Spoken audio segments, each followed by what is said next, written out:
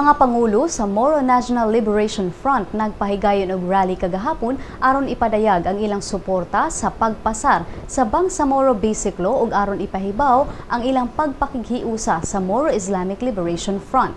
Kapin sa 1,000 ka mga tawo ang misalmot sa Bangsamoro Walk for Peace kagahapon sa Bangolo Plaza sa Marawi City aron ipakita ang ilang suporta sa peace effort sa MILF ug Philippine Government. Si MNLF Chairman Dato Abul Alonto niingon nga mas gitutukan nila karon ang Senate Committee on Local Government human sa deliberasyon nga gibuhat sa House Ad Hoc Committee sa Bangsamoro Basic Law.